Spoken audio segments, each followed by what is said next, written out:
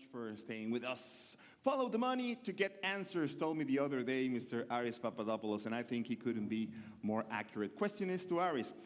To what extent do current public and private policies and programs make non-resilient investments more profitable than resilient ones?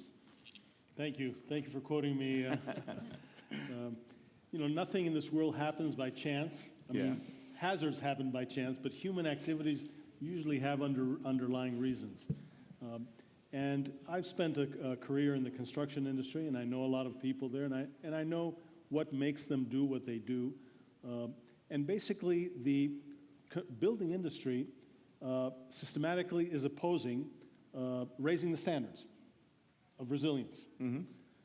And the reason they do that is because every increase in that standard is an additional cost. And the problem they have, and I can sympathize with them, is that fine, I'll increase the cost, but is the customer willing to value that? And the problem we have, where we started, was that the consumer today does not have the level of transparency, awareness, and education to value a resilient home or building the way it should be valued. So we have this chicken and egg situation, and the builder just sees less profit in going to a higher resilience, rather than more profit if the consumer is willing to pay for that. So I would like to engage more with the public sector in educating consumers. I feel that a lot of our governments are reluctant to tell people really how risky certain locations and certain buildings and certain homes really are. Establish perhaps maps? Maps, communication. Look what we've done over decades, and I've seen this, with automobile safety. I remember in our young age where we see the cars crashing on TVs into barriers. I've seen the ads on smoking.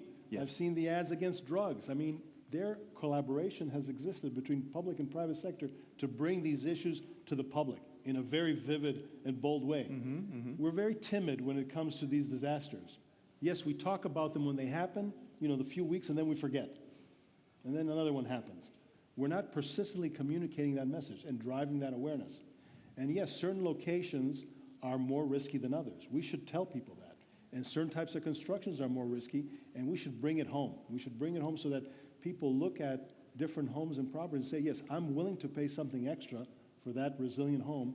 And the builder will say, I'll build it for you. When somebody buys a house, they don't ask for any of those possible risks. Nobody really looks in the contract or whatever, the paper they sign. And the realtors don't want to tell them. Because they're not obliged to. Not only they're not obliged, they don't want to make their life more difficult. They don't want to scare people. So there's been some legislative initiatives in certain locations to add those disclosures, and the realty industry has fought against it. Is that so? So we need to collaborate closer. Again, the pro-resilience private sector, which is represented by RISE, and those interested people in government who see the issue, to really collaborate on this and really put the cards down on the table and say, this is the problem. Same question is for Mr. Carlo Papa. Thank you very much. I must say that I come from a country, and we operate in countries such as Chile and Italy, where, for example, the building code in terms of resistance to earthquake has been enforced, and people are being obliged to build power plant or houses that are resistant to earthquake. So I think, as a long-term investor, when we build a medium voltage line or a power plant in the middle of Mexico for taking power of the wind, we are fully aware that we are here for long-term investment. I always say that we are building power lines for my kids that are 10 and 8, not for me that I'm 46, because ideally this infrastructure will serve society and youthness over time. So, there is clearly, if you are a short-term investor, you will see the money here and now. We are lucky that we are in a business in which we can see years and we can see how resiliency is important. But I think it's very important to start by saying that, like the seatbelt, the investment is important for each and every human being. P&L is very important, but if you focus on the fact that you are investing for each and every human being that you are serving, for your workforce, things are coming out more naturally. Now, it's very important, as we said in our manifesto that was prepared by Simon Clow and my other colleagues, that we should work in converging with the government. Now, I think that the big piece has been done. So we set in the Sendai framework, as I said, there is a new environment. We need to do something. So it's like we are building a puzzle called resiliency, and we know the final picture that we want. Now, each and every one of us in his own sector needs to take a piece of the puzzle, sitting down with the government and with the legislator, and make sure that the regulation that is regulating that particular business has embedded the concept of resiliency. Otherwise, we risk to talk about too strategic. You know, by the time we talk about climate change, things are going to change to the time that each and every country in Paris took a precise commitment to abate CO2. We spent 10 years. But same things we need to do with resiliency. There's the Sendai framework. Now, what's happening in the distribution of electricity, in building water infrastructure, in doing any type of activities we do. And it's our own responsibility as a private sector to sit down with the politician and say, I think for the benefit of your constituency, for the benefit of the people you are serving, we need to do this and this. Otherwise, it stays too theoretical, and we need to have a specific legislation. Going to the point that Aris was making about buildings and doing it more resiliency, the chicken and egg situation is that today there is not an asset class that is called asset resilient. Now, the investor that is sitting behind the desk can say, I wish to invest, but someone needs to build it. So as we did for renewables in our company, that we start to invest in renewables, even if the technology was not the most refined at that point. Now we're building renewables all over Latin America and Europe, providing a great service at a good value. So we need, as a private sector, step in heavily and doing the first movement, and again, having in mind clearly the P&L, but if you have in mind your kids and the people you are serving, it's even better. Because you are here, so we can do something that may not be lucrative at the very beginning, but it can showcase to politicians, can showcase to people how important it is to invest in resiliency. If you take the example of the seatbelt, I mean, it was first enforced the law of the seatbelt, or first there were some car makers putting cars out there with seatbelt. Mm-hmm. It was this the case. Some car builders put out cars with seatbelt.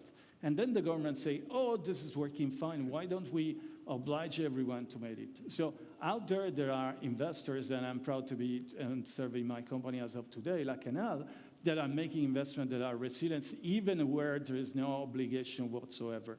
Now, we put safety first for our employee and our customers and clients, and this can create the movement that Aris was saying.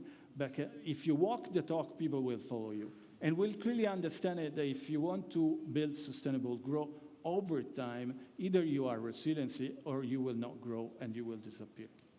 Thank you. Thank you very much, Carlo Papa. Now, who profits from non-resilient development? Speculators, suppliers, short-term developers? The next question is for Mr. Saber Chowdhury.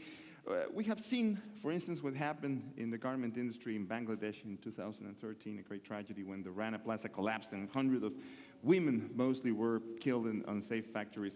Are we using affordability too often as an excuse to accept non-resilient construction?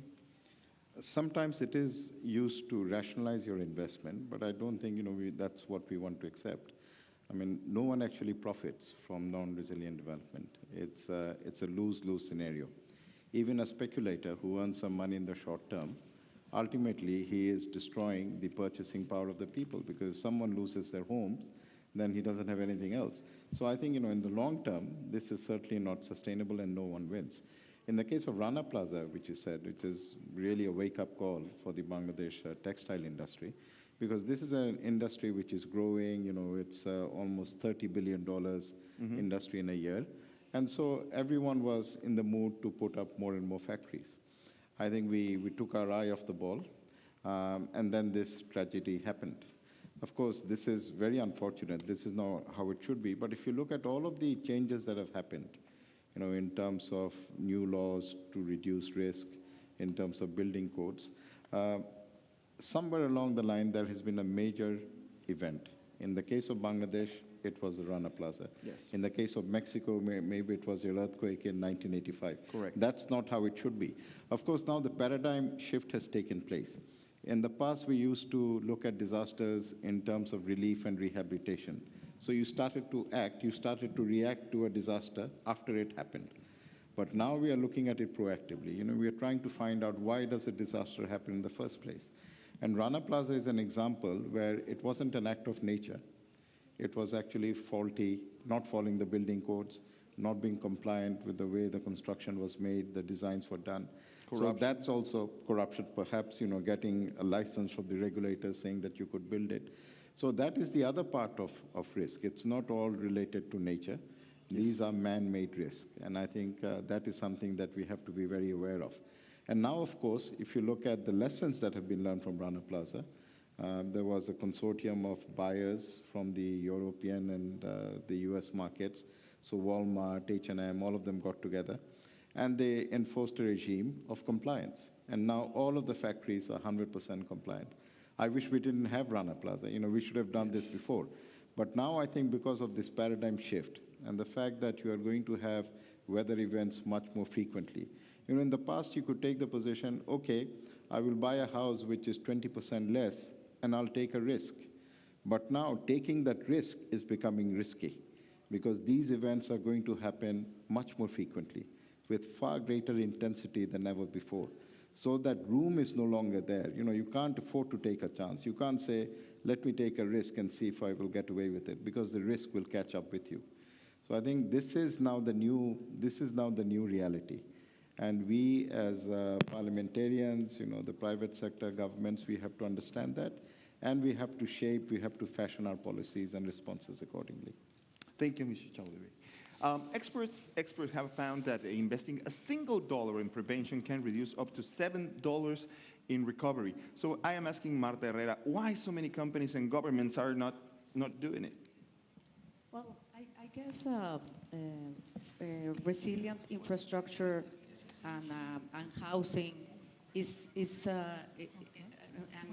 not really happening at scale. I mean, there are very good examples in the world, in different parts of the world, big cities, huge cities, that have proven good examples, good new business models, but they're not replicable nor scalable.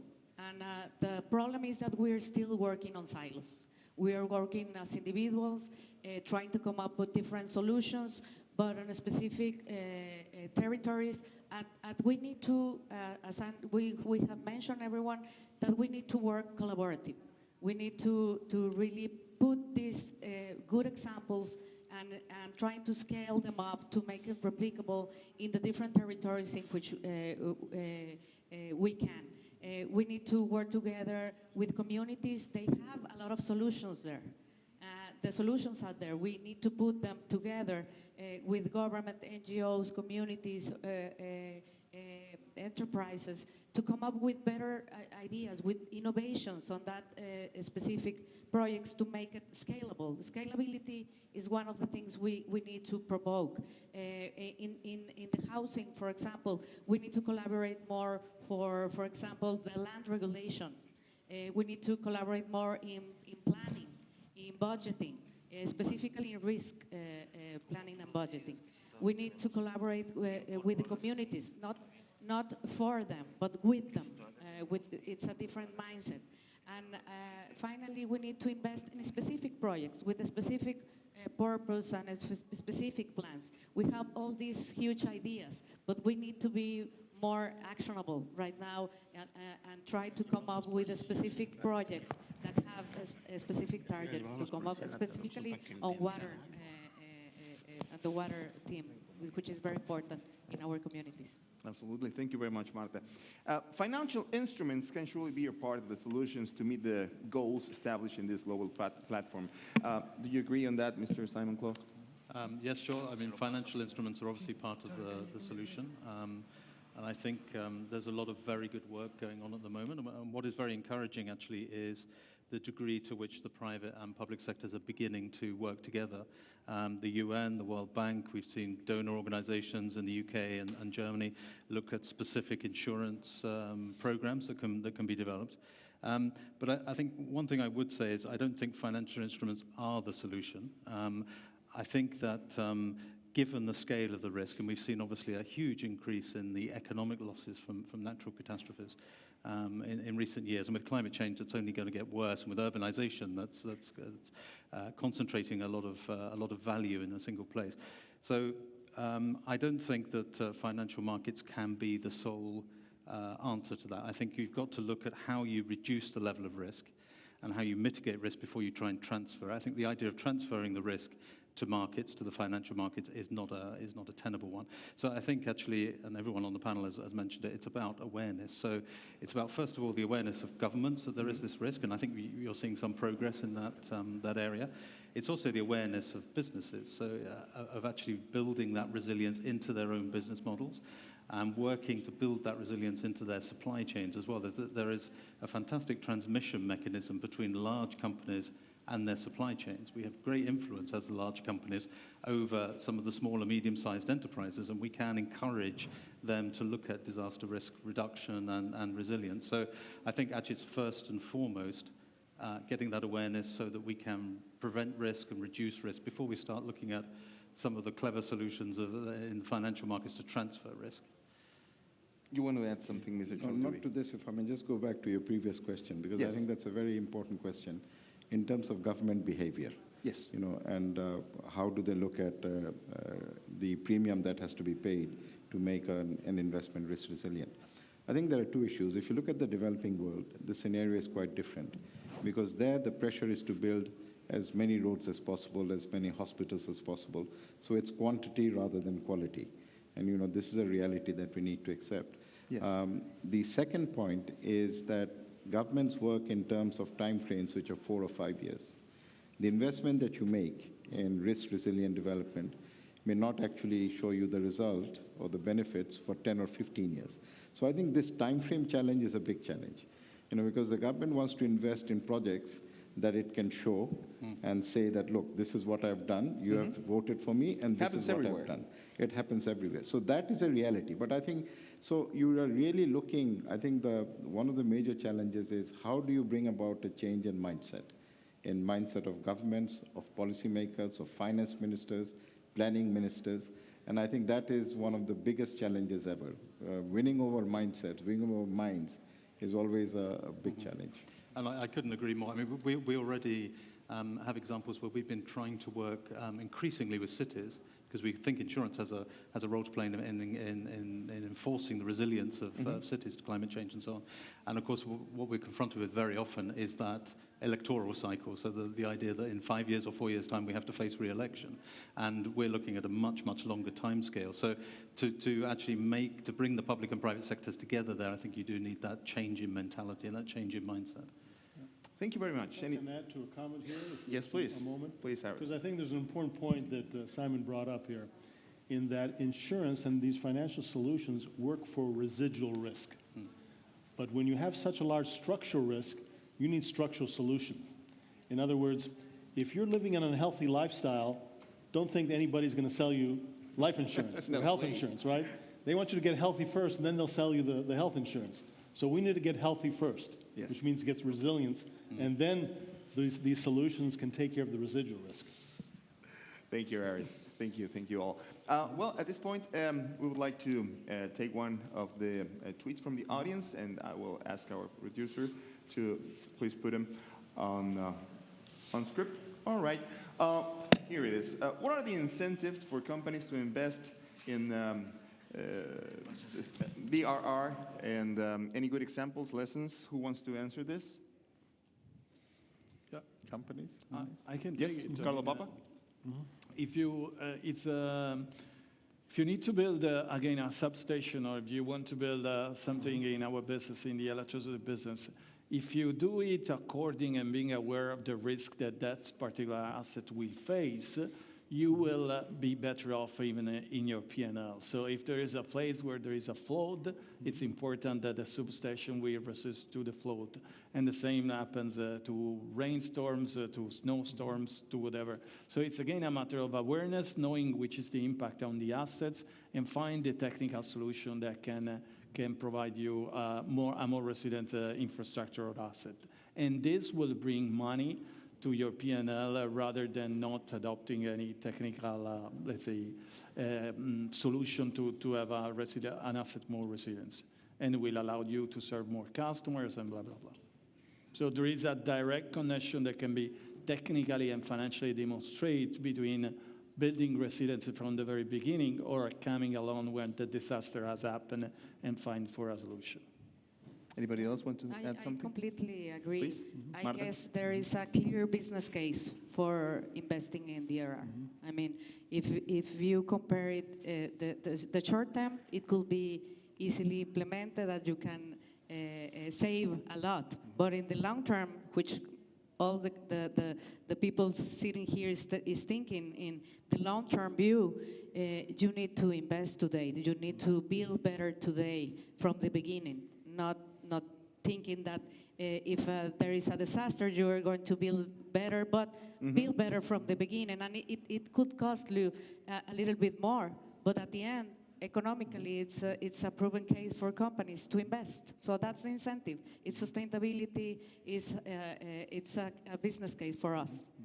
And if you want a clear example, talking about quality and quantity, if you look at our Chinese friend, what they have done with going for quantity in energy, and now are the leader of the energy transition because they realize that it's not sustainable.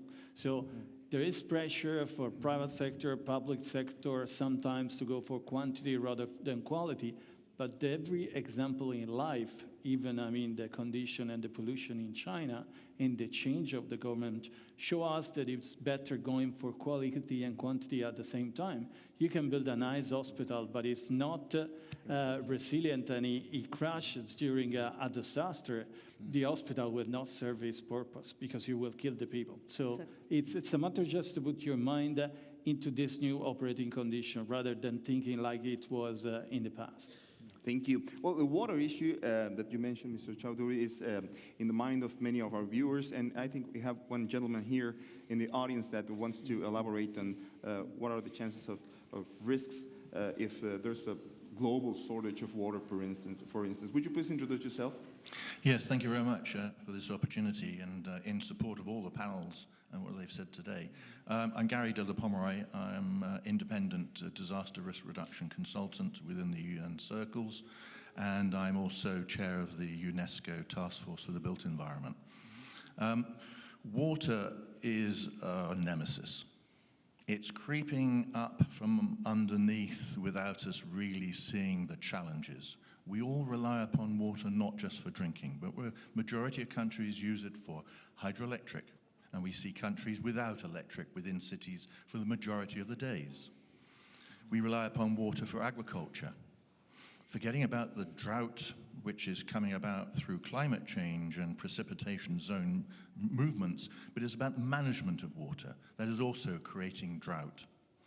Critical infrastructure, the supply of water, is also creating challenges. We've never really got on top of the supply of water to agriculture. 40% of water doesn't actually reach the plants we're trying to water itself in irrigation.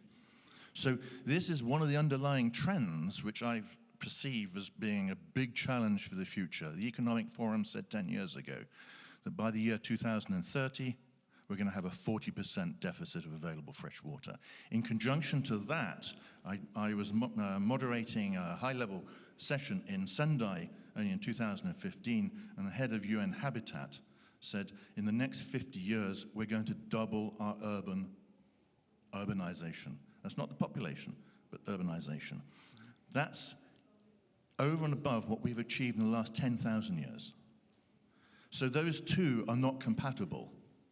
We're already seeing cities in the Gulf region running out of fresh water, turning off at 11 o'clock at night, opening up again at 5 o'clock in the morning. And these are well-developed cities.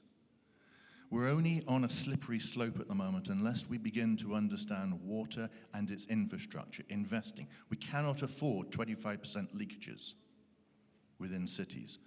We've got a big migration from the rural environment into the cities. The people in the rural areas are our ambassadors, are our protectors of those raw resources, not only food production, but also water. So therefore, I open it back up again to the panelists for comment, but if we're looking at new disaster risk in the years to come, one of the most fundamental ones is going to be water. Do you have a question for one of our panelists? How would the insurance industry address this if they are to know and to look at the statistics for the future? Well, what are they going to do? You're talking about making investments into projects and not having the projects. Surely water and water infrastructure has got to be one of the biggest ones where you're going to see your money back. Mm-hmm. Yeah, and I think I agree. And I think the problem, as you said, is a hidden problem at the moment. I think it's very the awareness of this issue is simply not there at the moment. But I think you're going to see from the insurance industry, I think, increased investment in infrastructure. But it does need the infrastructure projects to be there to invest in.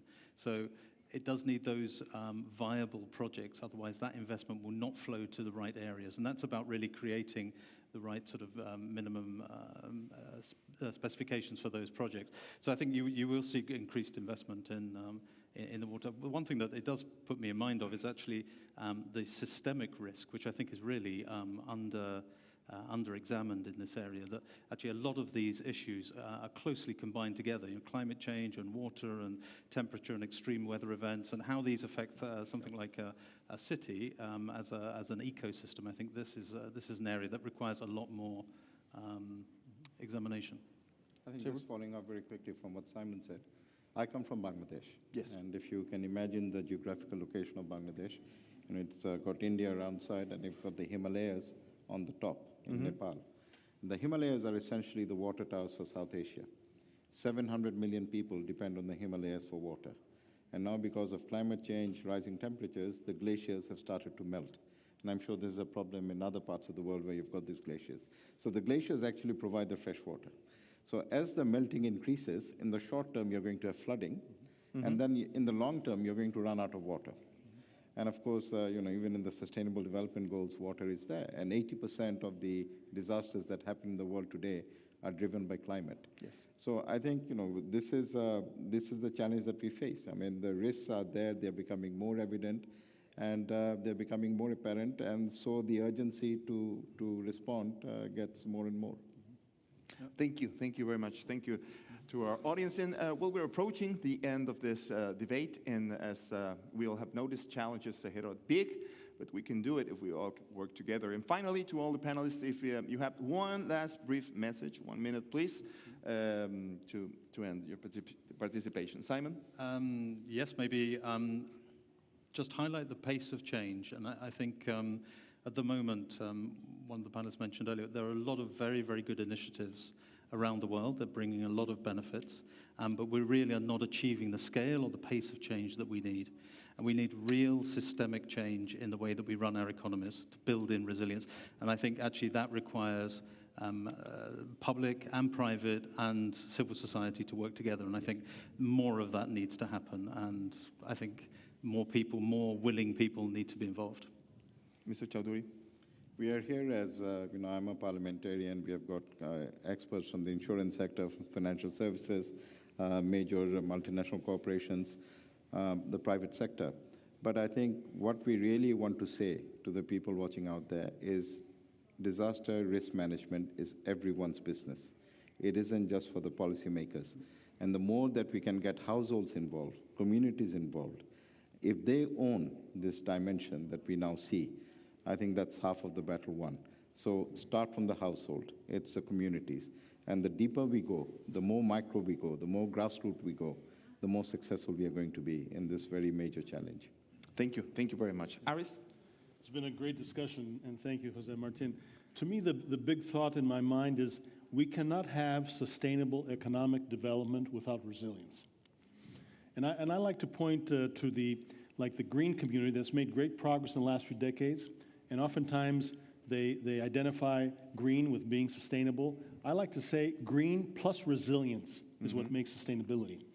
And because of that, we need to bring a lot more of the economic development community into this discussion. And unfortunately, even at forums like this, the people creating the risk, the people developing our communities are not present here. We need to engage them more and involve the economic development folks and not just the emergency response people who are actually dealing with the risk.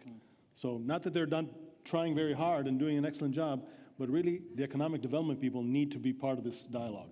Thank you, Aris. Marta. Thank you, Jose Martin. I also enjoyed the debate, and I will say that we have made a lot of progress, but we are still with much more things to do ahead. So the time to act is now. We need to stop talking a little bit and acting a little bit more, and we need to start by ourselves, and then we need to help others, to work with others, and then we need to help others develop their own capacities. Thank you, Marta. Carlo.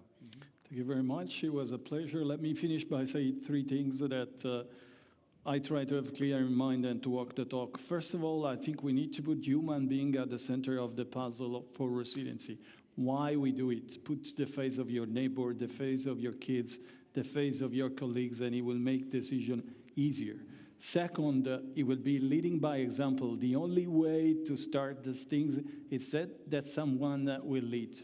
Starting to building resilience into your own field.